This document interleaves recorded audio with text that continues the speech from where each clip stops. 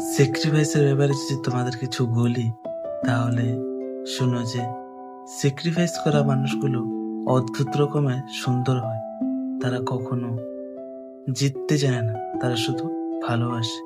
অন্যের সুখের জন্য নিজের সুখ বিলীন করে দিতে পারে। তারা নিজের শখের চেয়ে অন্যের শখের কথা বেশি চিন্তা করে। তারা স্যাক্রিফাইস করেও নীরবই থাকে। তারা মুখ ফুটে কিছু বলতে পারে না। দিন শেষে তাদের শখগুলো হারিয়ে যায় অন্যের শখের সুখ মেটাতে। আমার প্রয়োজন নেই, তাকে দাও, আমি যাব না, সে যাক। বাক্যগুলো স্যাক্রিফাইস করা মানুষগুলোর মুখ হতে শুনতে পাওয়া যায়, তবু দিন শেষে তাদের সেই স্যাক্রিফাইসটা কারো নজরে পড়ে না।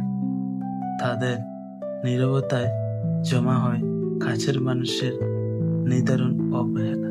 হ্যাঁ, এটাই স্যাক্রিফাইস।